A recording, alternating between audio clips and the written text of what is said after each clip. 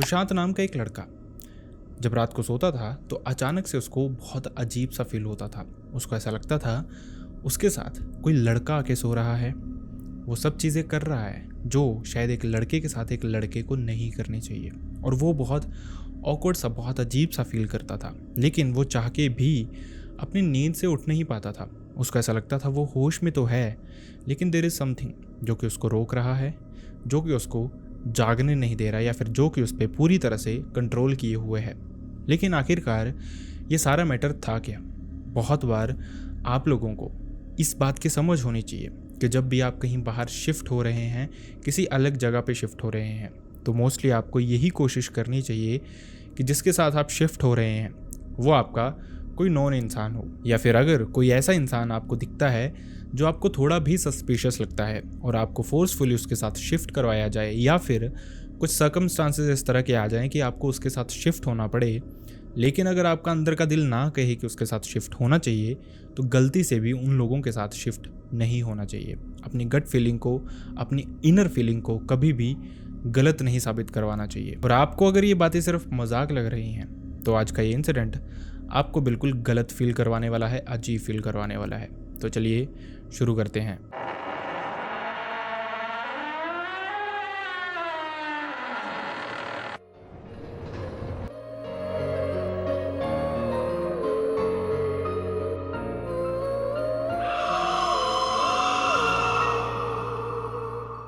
Hi and welcome back everyone. First of all thank you so much, जितना भी प्यार आप हमारी वीडियोस को दे रहे हैं। आपके प्यार की वजह से ही हम कॉन्टिन्यूसली काम कर पा रहे हैं। बस अगर यहाँ तक आ गए हैं तो वीडियो को लाइक करना ना भूलें, चैनल को सब्सक्राइब करना ना भूलें। अब बढ़ते हैं इंसिडेंट की तरफ। ये इंसिडेंट हमारे साथ शेयर किया सुशांत नाम के एक इंसान ने। उनके साथ ये इंसिडेंट हुआ था 2017 में, जब सुशांत चाहते थे कि वो बाहर जाके कहीं कोचिंग ले फर्दर अपॉर्चुनिटीज़ के लिए या फिर एक ब्राइट फ्यूचर के लिए, जिसके चलते उन्होंने बहुत रिसर्च की कि आखिरकार उनको जाना कहाँ चाहिए। बेसिकली सुशांत पंजाब के अमृतसर से थे, लेकिन अभी वो बाहर ही जाना चाहते थे क्योंकि बहुत सारी जगहें थी जो उनके दिमाग में स्टक हो रही थी। लेकिन चलते चलते बहुत सारा रिसर्च वर्क उनको फाइनली कोटा तक पहुंचा देता है। जब उनको वहाँ की इन्फॉर्मेशन मिलती है, बहुत सारे वीडियोस, बहुत सारे लोगों के बारे में जब वो सुनते हैं कि कोटा कितना फेमस हो चुका था उस समय तक, तो इसी के चलते सुशांत भी अपनी फैमिली को कन्विंस करने में लग जाते हैं कि उनको भी कोटा ही जाना है। फैमिली भी अग्री हो जाती है क्योंकि वो जानते थे बच्चे इन चीज़ों के बारे में ज़्यादा जानते हैं पेरेंट्स से, और इसी के चलते घर वाले सारी तैयारियां करते हैं। सुशांत के पिता खुद उसे छोड़ने कोटा जाते हैं। जब वो वहाँ पे पहुँचते हैं तो सबसे पहले जो इंसान ऐसी जगह पे पहुँचता है, उनको कोचिंग से ज़्यादा मैटर करता है कि उनको रहना कहाँ पे है, जिसके चलते उसके फैमिली वाले भी उसके लिए एक अपार्टमेंट ढूंढना शुरू कर देते हैं। प्रिसाइजली उसके पिता जब वो धीरे धीरे जान रहे थे जगहों के बारे में, तो उनको बहुत सारे पीजीज के बारे में पता चलता है, बहुत सारे फ्लैट्स के बारे में पता चलता है। लेकिन सुशांत ने बताया कि जो उसके पिता थे वो चाहते थे कि सुशांत किसी अपने ही अपार्टमेंट में रहे, किसी अपने ही फ्लैट में रहे, जहाँ पे वो खुद से ही खाना पकाए, सो दैट एटलीस्ट उसको पता हो कि वो खा क्या रहा है। सुशांत ने बताया उसकी फैमिली हमेशा से ही इसी तरह की रही है, मतलब वो कभी भी खाने पीने की चीज़ों से कॉम्प्रोमाइज़ नहीं करते कि किसी भी तरह का ख़राब खाना नहीं होना चाहिए, अनहेल्दी खाना नहीं होना चाहिए। और उनको डाउट था बाहर जो खाना बनता है वो पता नहीं किस तरह से बनता है। ये बात काफ़ी हद तक जायज़ भी थी, जिसके चलते उन्होंने पीजी नहीं लिया, इंस्टेड एक फ़्लैट लेने का प्लान किया। जब वो इस फ्लैट के ओनर्स के पास पहुंचते हैं तो वो उनके पास दो ऑप्शंस रखते हैं। असल में ये जो फ्लैट ओनर थे, इनके पास अलग अलग दो सेट बने हुए थे। एक जो सेट था उसमें था 2 बेडरूम, एक किचन साथ में अटैच्ड, और जो दूसरा था उसमें था 1 बेडरूम और किचन अटैच्ड। ये जो सिंगल सेट था उनके पास ये खाली पड़ा हुआ था इस समय तक, लेकिन जो डबल सेट था, 2 रूम वाला सेट था, उसमें एक लड़का पहले से ही रह रहा था। तो सुशांत और उसके पिता में थोड़ा सा डिस्कशन होता है कि उनको कौन सा अपार्टमेंट लेना है। सुशांत के पिता ने उसको सजेस्ट किया कि जिसमें एक लड़का ऑलरेडी रह रहा है वही अपार्टमेंट में सुशांत भी शिफ्ट हो जाए, और इसका एक रीज़न था। उसके पिता चाहते थे कि सुशांत को यहाँ पे कोई नॉन इंसान मिल जाए। असल में मोस्ट ऑफ द टाइम्स जब हम बाहर जाते हैं तो सबसे बड़ी प्रॉब्लम यही होती है कि हमें अपनी तरह की अंडरस्टैंडिंग वाले लोग बहुत कम मिलते हैं। दोस्त यार बनाना बहुत मुश्किल हो जाता है एक अननोन जगह पे, जिसके चलते सुशांत के पिता चाहते थे कि जो लड़का वहाँ पे रह रहा है उसके साथ सुशांत की दोस्ती भी हो जाएगी, उसे बात करने के लिए कोई लड़का भी हो जाएगा, और साथ में सब कुछ नॉर्मल भी चलता रहेगा। इस बात से सुशांत भी अग्री हो जाता है और वो बिना देरी किए इस ओनर को कहते हैं, सारी फॉर्मेलिटीज़ पूरी करते हैं और इसी अपार्टमेंट में शिफ्ट हो जाते हैं। जब वो इस अपार्टमेंट में जाते हैं, इस फ्लैट में जाते हैं पर्टिकुलरली, तो वहाँ पे जो लड़का था उसका नाम था महेश। लेकिन सुशांत ने बताया जब वो शिफ्ट कर रहा था तो महेश में उसने कुछ अजीब सी चीज़ें नोटिस की थी जो कि यूजुअल नहीं होती। महेश दिल्ली का रहने वाला एक लड़का था और साथ ही जब उन्होंने महेश को पहली बार देखा तो वो इस तरह से था जैसे उसने एक टीका लगाया हुआ था, लेकिन ये किसी भगवा रंग का नहीं था या फिर वैसा नहीं था जैसे भगवान के मंदिर जाके कोई टीका लगाता है, बल्कि ये एक हल्का सा ग्रेइश ब्लैक कलर का था और साथ ही उसने हाथों में बहुत सारी डोरियां बांधी हुई थी अलग अलग कलर की। मतलब देख के लग रहा था वो शायद थोड़ा तो नॉर्मल नहीं है। खैर, फैमिली ने अभी इन चीज़ों पे ज़्यादा ध्यान नहीं दिया। उन्होंने सारी फॉर्मेलिटीज़ कंप्लीट कर ली थी, जिसके चलते सुशांत वहाँ पे शिफ्ट हो जाता है। ये रात सुशांत के पिता भी वहीं पे रुकते हैं। सब कुछ नॉर्मल ही जाता है, उनको भी लगता है कि सब कुछ ठीक है, बेटा उन्होंने अच्छी जगह पे छोड़ दिया है। इसी ड्यूरिंग अगले दिन वो जाते हैं एक इंस्टीट्यूट में, उसकी एडमिशन करवा जाते हैं और वहीं एडमिशन करवाने के बाद सुशांत के पिता वापस अपने घर चले जाते हैं। इसके बाद लाइफ थोड़े दिन, सुशांत ने बताया, काफ़ी हद तक नॉर्मल ही थी, लेकिन धीरे धीरे वक्त बीतने के साथ उसने महेश में कुछ चेंजेस देखना शुरू कर दिए थे। मतलब उसको ऐसा लगता था जैसे महेश जो है वो नॉर्मल नहीं है, जैसे बाकी लड़के होते हैं उस तरह से नहीं है। साथ ही महेश के जो इंटेंशन थे सुशांत के प्रति वो थोड़े से डिफरेंट थे। उसने एक बात और बताई कि जब भी ये दोनों बाहर मार्केट भी जाया करते थे तो ज़्यादातर जो महेश होता था उसकी जो नज़रें होती थी वो लड़कों पे ज़्यादा होती थी लड़कियों के कंपैरेटिवली। ये जो बात थी ये थोड़ी अजीब थी, लेकिन कोई भी मैच्योर इंसान इजीली समझ सकता है कि आखिरकार महेश किस तरह का लड़का था। शायद वो लड़कों में ज़्यादा इंटरेस्ट रखता था। ये बात जो थी ये सुशांत को डाइजेस्ट नहीं हो रही थी। मतलब इट्स क्वाइट नेचुरल, अगर कोई भी इंसान सुनेगा आजकल के ज़माने में इट्स क्वाइट नॉर्मल, लेकिन सुशांत ने बताया कि उसके लिए ये चीज़ें बिल्कुल नहीं थी। पंजाब में इस तरह की चीज़ें उस समय तक बिल्कुल भी नहीं थी और यही प्रॉब्लम थी सुशांत को कि वो उसको अंडरस्टैंड नहीं कर पा रहा था ढंग से। और दूसरी बात सुशांत ने बताया ये थी कि ठीक है, जो महेश था उसका नेचर अलग था, उसका बिहेवियर अलग था और वो अलग टाइप का इंसान था, लेकिन साथ ही आप सामने वाले इंसान को फोर्स नहीं कर सकते आपके साथ कंफर्टेबल होने के लिए, आपके साथ चीज़ें नॉर्मली करने के लिए, या फिर आप जो कुछ भी उसके साथ कर रहे हो उसको नॉर्मली सहने के लिए। यही सबसे बड़ी प्रॉब्लम थी सुशांत की भी। सुशांत ने बताया कि धीरे धीरे जैसे जैसे महेश उसके साथ फ्रेंडली हो रहा था तो वैसे ही वो उसको ऑकवर्ड फील करवाना शुरू कर चुका था। मतलब उसके साथ बेड पे उसने लेटे रहना, इनअप्रोप्रिएट वे में उसको टच करने की कोशिश करना, इस तरह की बहुत सारी चीज़ें महेश करता रहता था सुशांत के साथ। सुशांत चाहता तो बहुत कुछ बोलना था महेश को इस समय, लेकिन वो थोड़ा सा इंट्रोवर्ट टाइप का इंसान था। ना वो उसको डांट पा रहा था और ना ही उसको कुछ बोल पा रहा था, बस अंदर ही अंदर वो घुटता रह रहा था जो उसको महेश फील करवा रहा था उन सब चीज़ों को लेके। खैर, जिसके बाद थोड़ा सा टाइम और बीतता है और इस समय तक जो महेश की हरकतें थी वो सुशांत के प्रति बहुत ज़्यादा बढ़ चुकी थी। प्रॉब्लम ये नहीं थी कि महेश को लड़कों में इंटरेस्ट था, प्रॉब्लम ये थी कि वो देख रहा था कि सुशांत उसकी हरकतों से थोड़ा ऑकवर्ड फील कर रहा है, लेकिन फिर भी वो इन चीज़ों से बाज नहीं आ रहा था। और इसी तरह के लोग होते हैं जिनकी वजह से लोगों को इस तरह के लोगों से परेशानी होती है। हालांकि हर इंसान इस तरह का नहीं होता जो लड़कों में इंटरेस्ट रखता है, लड़का बेसिकली, लेकिन जो होते हैं वो अपने दोस्तों को कभी कभार ऑकवर्ड फील करवा देते हैं। इसी सिचुएशन में सुशांत भी पहुंच चुका था और इसी के चलते उसने एक दिन महेश को ठीक ठाक डांट भी दिया।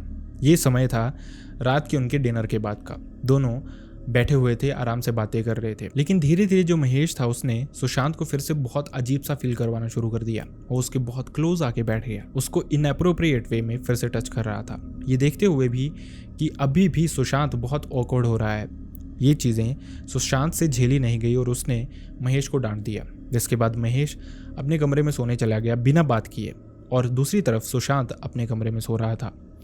थोड़ी देर हो गई थी, लेकिन सुशांत ने एक चीज़ नोटिस किया अजीब सी। उसने देखा कि जो महेश है वो अपने कमरे में जब से गया है उसके कमरे की लाइट तब से ऑन ही है और दूसरी तरफ खुद सुशांत को भी नींद नहीं आ रही थी। ये जो सिचुएशन थी ये दोनों में थोड़ी सी ऑकवर्ड हुई थी। ऑब्वियसली हर इंसान गिल्ट ट्रिप में जाता ही जाता है, इसी तरह से कुछ सुशांत के साथ भी था।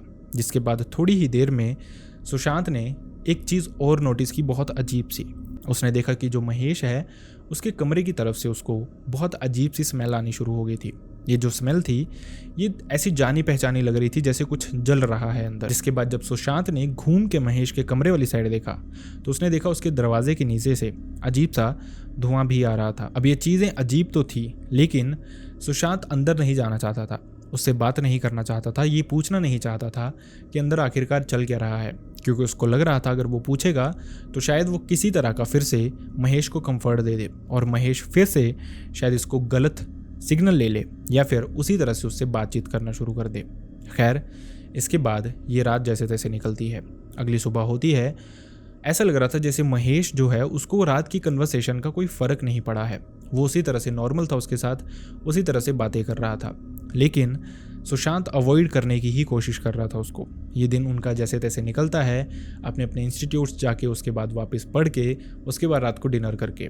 इसके बाद सुशांत ने बताया कि उसको लग रहा था महेश पे उसकी बातों का असर हो गया है, जब वो रात को बिना ज़्यादा बातें किए चुपचाप अपने कमरे में सोने चला गया। लेकिन साथ ही सुशांत ने यह भी बताया कि इस रात भी महेश के कमरे में वैसा ही था, लाइट्स उसकी रात भर ऑन थी और वहीं धुआं उसके दरवाजे के नीचे से क्रॉस होकर उसकी तरफ आ रहा था। अब फिर से सुशांत नहीं चाहता था उससे बात करना, क्योंकि सुशांत को लग रहा था शायद वो उसकी बातें समझना शुरू हो गया है और अगर वो फिर से बात करेगा तो शायद ये फिर से इसको रॉन्ग सिग्नल ले ले। जिसके बाद जैसे तैसे सुशांत को नींद पड़ जाती है। लेकिन अभी सुशांत को सोए लगभग 2.5 से 3 घंटे ही हुए थे। ये समय भी लगभग 2.5 से 3 बजे का ही था जब सुशांत ने कुछ अजीब सा नोटिस किया। अक्सर हमारे साथ भी ये होता है कि मैं या आप, कोई भी इंसान जब सो रहे होते हैं, अचानक जब कोई इंसान हमें क्रॉस करता है, हमारे आसपास होता है, घूमता है, बैठता है, जब हम सो भी रहे हों, तो हमें समहाउ ये चीज़ें पता चल जाती हैं। कुछ इस तरह के इंट्यूशंस आ जाते हैं जैसे हमारे सामने कोई इंसान है। इसी तरह की फीलिंग सुशांत को भी आ रही थी रात के लगभग 2.5 से 3 बजे के अराउंड। उसको लग रहा था उसके सामने कोई बैठा हुआ है, कोई बातें कर रहा है, कोई कुछ बोलने की कोशिश कर रहा है, शायद उसके अराउंड कोई घूम रहा है। और साथ ही सुशांत की नींद धीरे धीरे खुलना शुरू होती है।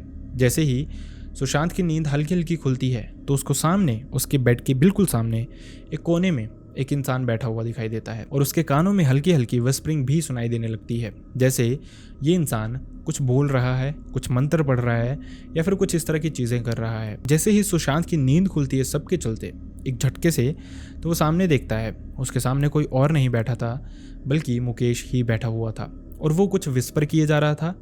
उसकी तरफ देख के क्रीपी सी स्माइल दिए जा रहा था और बार बार आगे पीछे इस तरह से मूव किए जा रहा था। और ये जो मंजर था ये बहुत भयानक था सुशांत के लिए।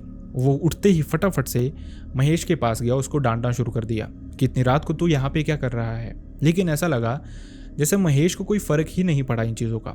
वो उठता है, नॉर्मली सुशांत को कहता है कि उसको नींद नहीं आ रही थी तो उसको लगा उसको कहीं बाहर बैठना चाहिए और उसको ये कोना बिल्कुल ठीक लगा तो वो यहाँ पे आके बैठ गया। लेकिन सुशांत जानता था कि वो सिर्फ यहाँ पे बैठा नहीं था, वो कुछ कर भी रहा था, शायद ब्लैक मैजिक, क्योंकि अभी तक वो उसका पहनावा, उसका रहने का तरीका या फिर उसके बात करने का तरीका, इन चीज़ों से समझ गया था कि वो किसी न किसी तरह का ब्लैक मैजिक, कुछ इस तरह की चीज़ ज़रूर करता है। खैर इसके बाद महेश को तो उसने अपने कमरे में भेज दिया, लेकिन सुशांत खुद ही सुबह तक नहीं सो पाया। ये जो सुशांत था ये बहुत टायर्ड फील कर रहा था अगले दिन, लेकिन वो कॉम्प्रोमाइज़ नहीं करना चाहता था जिस चीज़ के लिए वो यहाँ पे आया था, जिसके चलते वो अपने इंस्टीट्यूट जाता है, वापस आता है।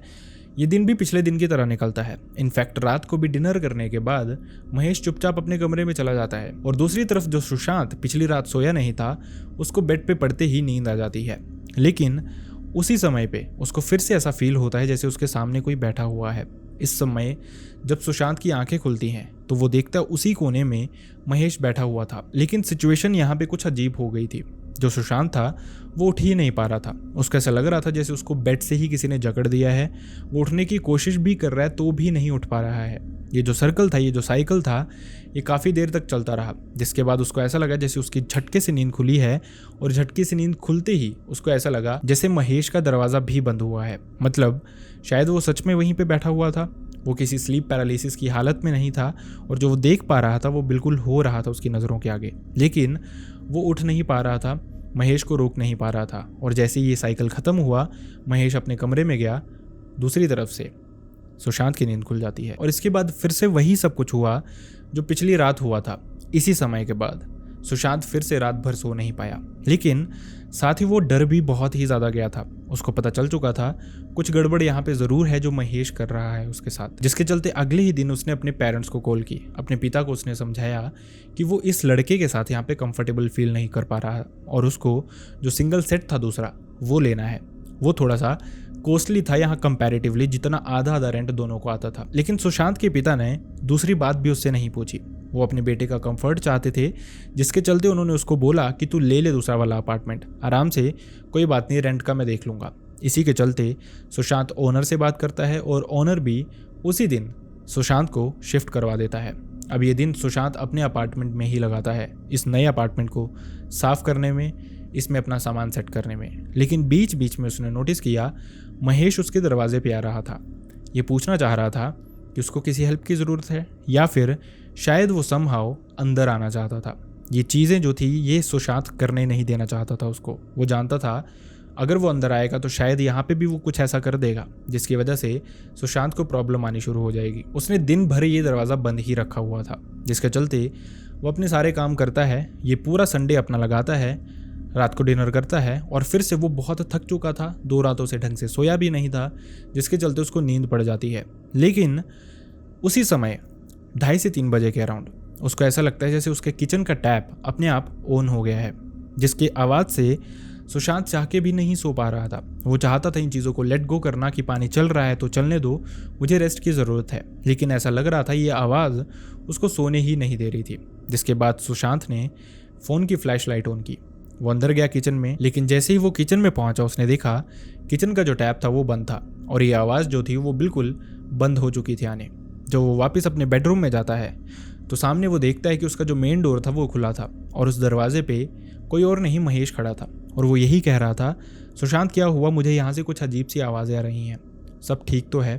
आप इमेजिन कीजिए एक ऐसा इंसान जो आपके लिए सस्पिशियस है, जो आपको लगता है किसी तरह का ब्लैक मैजिक करता है, रात को लगभग 2:30-3 बजे के अराउंड आपके दरवाजे पे खड़ा हो, अजीब से वे में आपसे अजीब सी बातें पूछ रहा हो।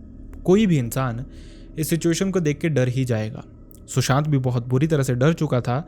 भागता हुआ वो अपने दरवाजे की तरफ गया। उसने एक ही बात महेश को कही कि सब ठीक है तो वापस अपने रूम चला जा, और दरवाज़ा उसने बंद कर दिया। अब इसके बाद सुशांत फिर से नहीं सो पाया। आप इमेजिन कीजिए पिछले 3 दिनों से एक लड़के के साथ यही चीज़ें हो रही थी। मतलब रात को लगभग 3-3:30 बजे के बाद वो सो ही नहीं पा रहा था। 2 और 3 बजे के बीच में उसके साथ कुछ अजीब चीज़ें हो रही थी।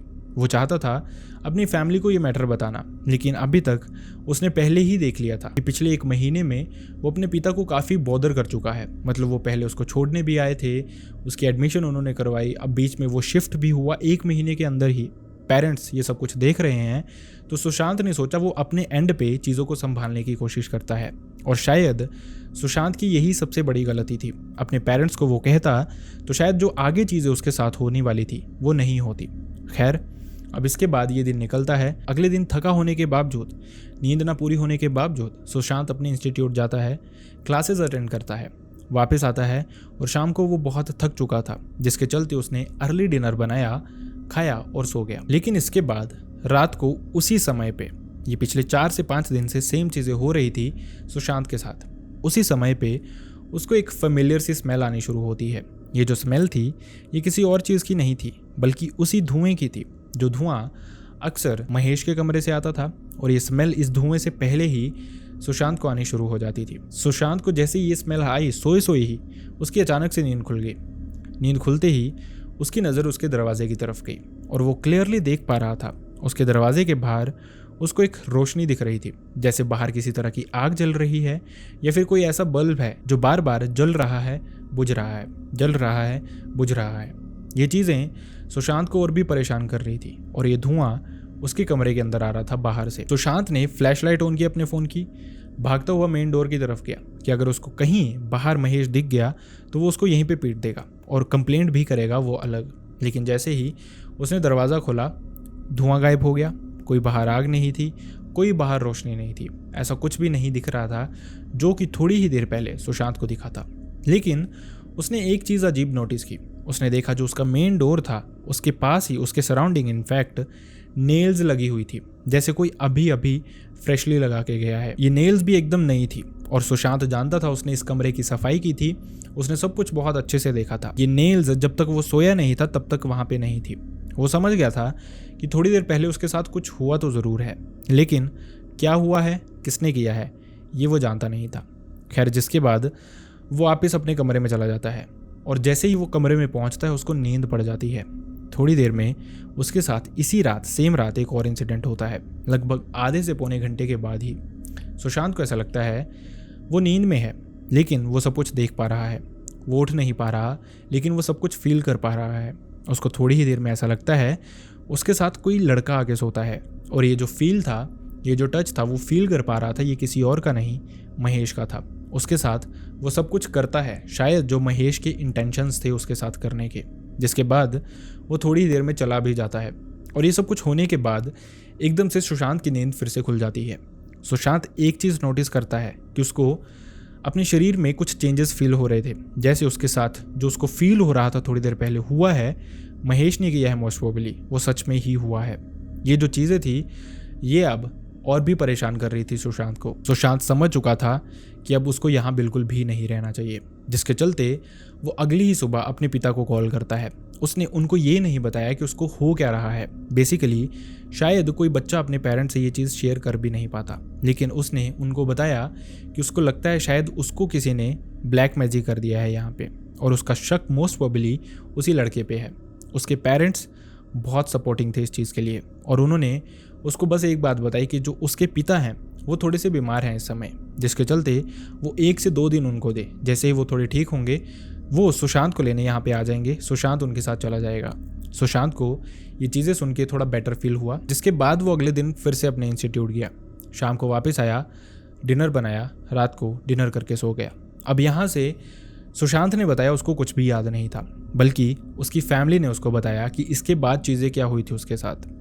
सुशांत ने बताया कि उसकी फैमिली ने उसको बताया कि ये जो रात हुई थी, जिस रात सुशांत सोया था, उससे अगले दिन से सुबह से उसके पेरेंट्स उसको कॉल कर रहे थे, लेकिन सुशांत कॉल उठा ही नहीं रहा था। ऐसा लग रहा था सुशांत है ही नहीं जहाँ पे उसको होना चाहिए था। इनफैक्ट उसकी फैमिली उसको दिन भर कॉल करती रहती है। जब रात तक सुशांत का कोई रिवर्ट नहीं आता तो उसकी फैमिली बहुत परेशान हो चुकी थी, लेकिन अनफॉर्चुनेटली उनके पास सुशांत के ओनर्स का नंबर भी नहीं था, जिसके चलते उसके पिता की तबीयत खुद भी ठीक नहीं थी।